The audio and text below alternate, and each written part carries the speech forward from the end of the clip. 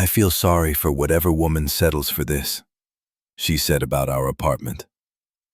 So, I let her leave for her rich boyfriend.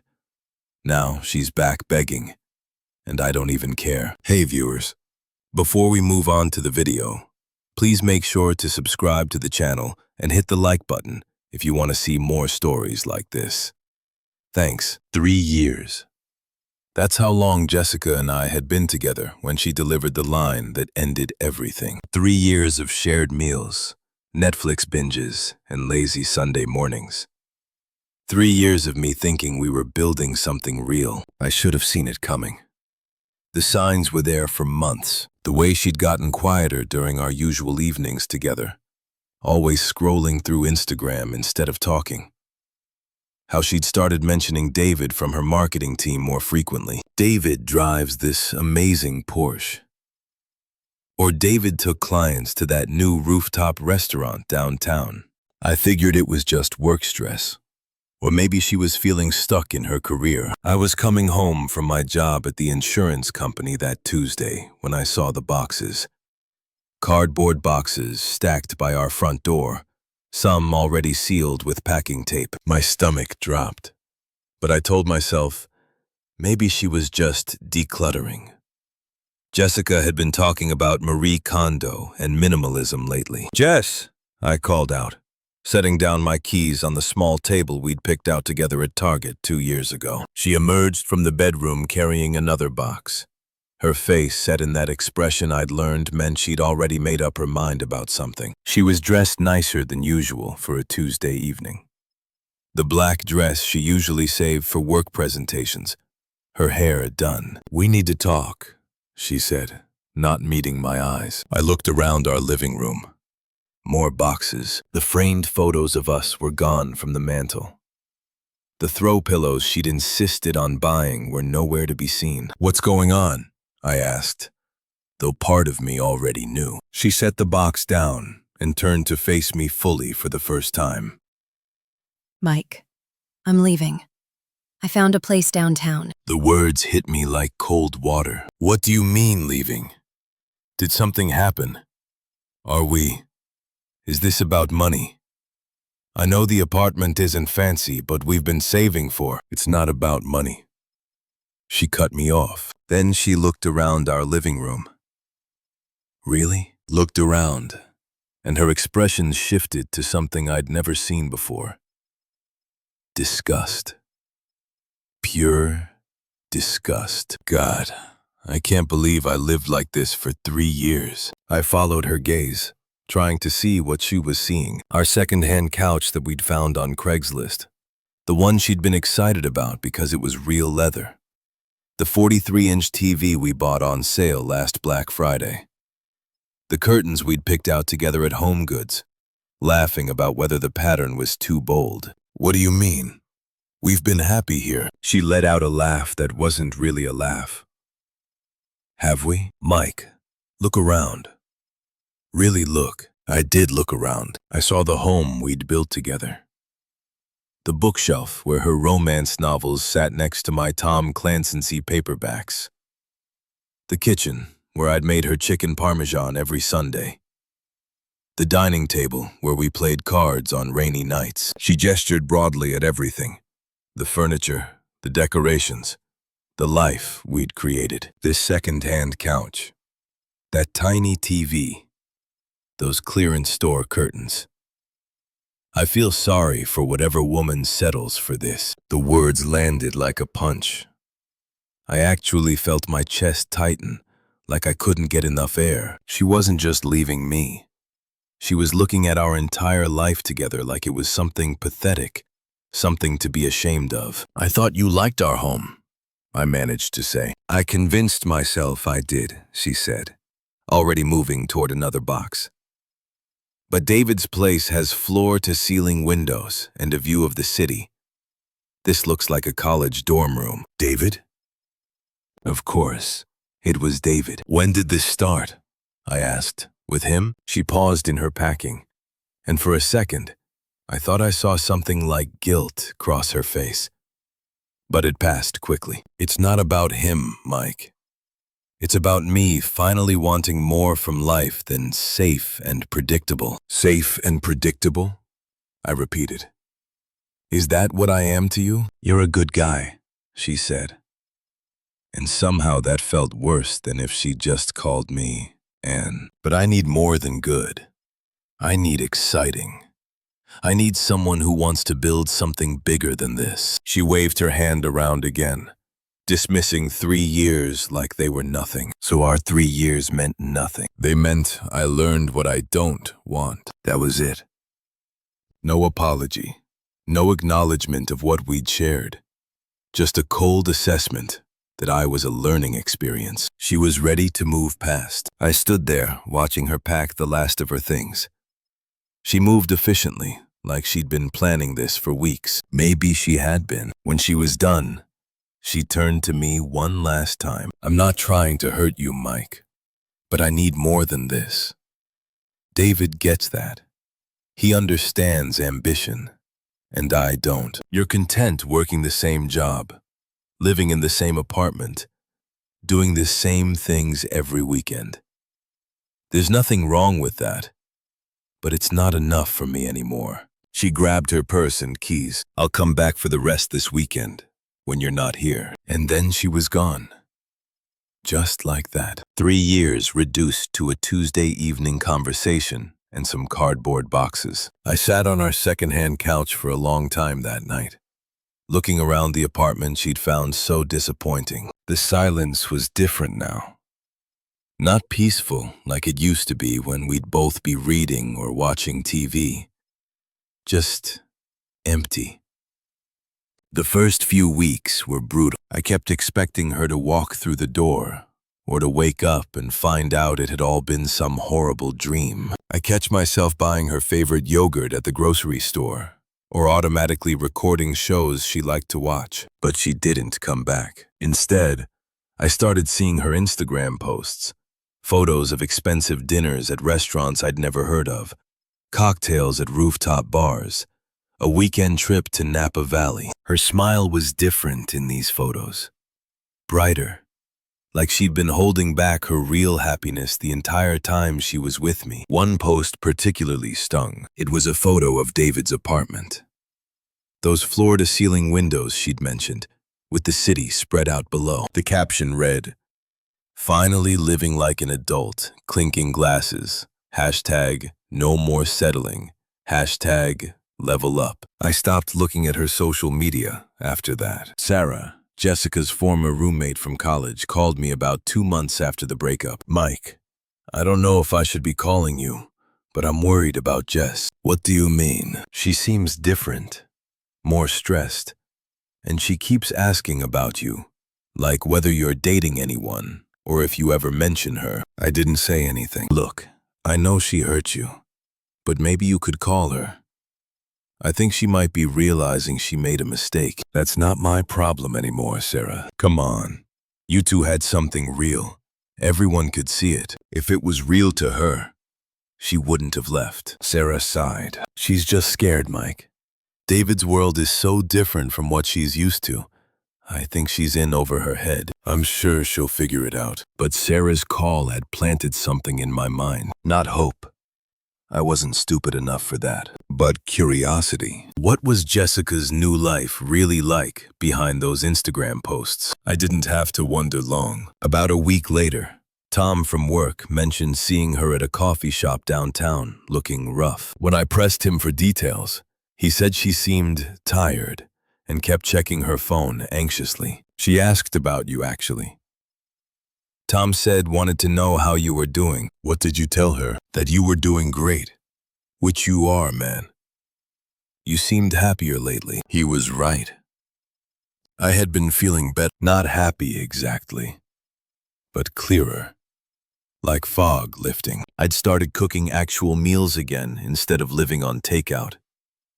I've been going to the gym more regularly. Small changes, but they added up. The call came on a Saturday morning about 6 months after she'd left. Unknown number, but I recognized her voice immediately. "Mike, please don't hang up." I almost did. My finger hovered over the end button. "What do you need, Jessica?" "I need I was wondering if could we maybe get coffee? I have some things I need to say. Her voice sounded different. Smaller, somehow. I don't think that's a good idea. Please, Mike. David, things went bad. Really bad. I don't have anyone else. Part of me wanted to ask what happened. Part of me wanted to tell her I'd warned her, that I'd seen this coming, but mostly I just felt tired. I'm sorry you're having a hard time, I said. Take care of yourself. I hung up. She tried calling back twice that day. I didn't answer. Over the next few weeks, I started piecing together what had happened through mutual friends and the occasional social media glimpse. David, it turned out, wasn't quite the successful investment banker he'd portrayed himself as. His divorce the year before had been messy and expensive. The penthouse apartment was heavily mortgaged, and he was living paycheck to maintain his lifestyle. Worse, Jessica wasn't his only girlfriend. Sarah eventually told me that David had been seeing at least 2 other women the entire time he was with Jessica. When she confronted him about it, he'd calmly explained that he'd never promised exclusivity, and that she was welcome to date other people too. But I moved in with you, she'd apparently said, and you can move out, had been his response. Which she did, or rather, which he made her do when she pressed the issue about their relationship. By then, Jessica had quit her job to focus on supporting David's career.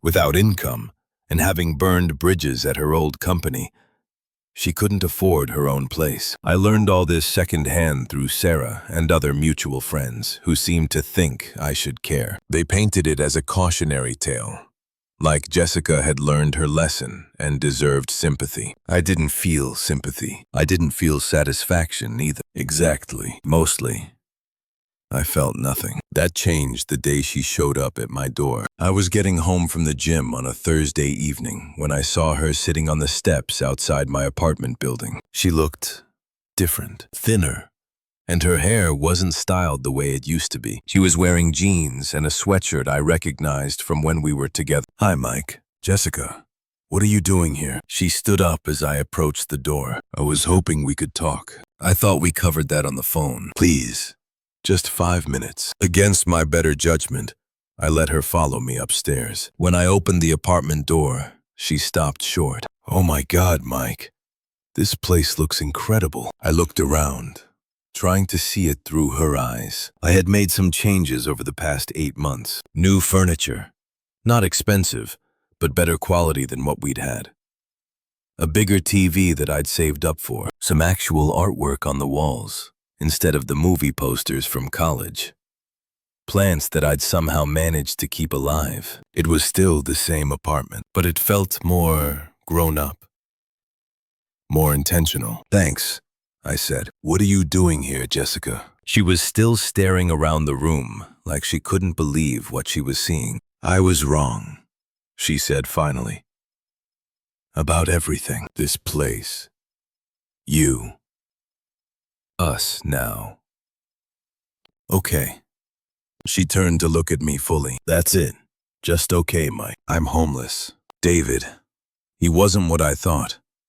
He was using me. Playing me the whole time. I set down my gym bag and grabbed a water from the fridge. I'm sorry to hear that. How can you be so cold?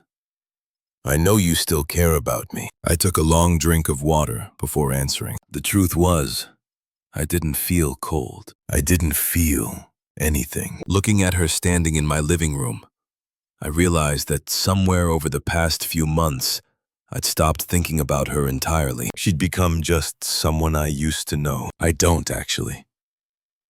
I said, I haven't thought about you in months. Her face crumpled. You don't mean that. I do mean it. But we were together for 3 years. You love me. I did love you, I agreed. Past tense. She started crying then. Not the pretty crying from movies, but the messy, desperate kind. I made a mistake, Mike. A huge mistake. I see that now. You were good to me. You were real. I watched her cry and felt nothing. No urge to comfort her. No satisfaction at seeing her pain, just a distant sort of observation, like watching a sad movie about strangers. "I need help," she said through her tears. "I don't have anywhere to go. Sarah's couch is only temporary, and I can't afford first month's rent anywhere decent. I lost my job recommendation because of how I left. And David, he made sure I couldn't get hired anywhere in marketing downtown. There are shelters that can help," I said, "and temp agencies for work." She stared at me like I was a stranger. "Shelters, Mike, it's me. It's Jessica." "I know who you are. Then how can you just not care after everything we shared?" I thought about that for a moment. How could I explain that everything we'd shared had been recontextualized by that moment when she'd looked around our home with disgust? That her cruelty had somehow freed me from the hold she'd had on me. "You made it clear that what we shared wasn't valuable to you," I said finally. "So it stopped being valuable to me, too." She was quiet for a long moment, just crying. Then she tried a different approach. "I could help around here," she said. "Clean, cook, whatever you need. Just until I get back on my feet." "I don't need help. Everyone needs help sometimes. Not from you." The words came out harder than I'd intended, but they were true. The thought of her living here again after what she'd said about this place, about my life, about me, it was impossible. She must have seen something in my face, because she stopped crying and just looked at me. "You really don't care anymore." "No, I don't. I don't believe that. You're just hurt. You're trying to hurt me back." I walked over to the door and opened it. "I'm not trying to hurt you, Jessica. I'm just done talking about this." She didn't move at first. "This isn't you, Mike. You're not cruel." "You're right. I'm not cruel. That's why I'm not going to say what I'm actually thinking right now." She searched my face for something. Anger, pain, anything she could work with. But there wasn't anything there for her anymore. Finally, she walked toward the door. She paused when she reached me. "I'm sorry," she said quietly, "for what I said about this place, about you. I was scared and stupid, and I'm sorry." "I know you are. Can you forgive me?" I thought about that question. Could I forgive her? I realized I already had, in a way. Forgiveness wasn't the issue. "I forgive you," I said. "But that doesn't change anything." She nodded like she understood, even though I could see in her eyes that she didn't. "Not really. Will you? Will you think about it? About us trying again?" "No," I said gently but firmly.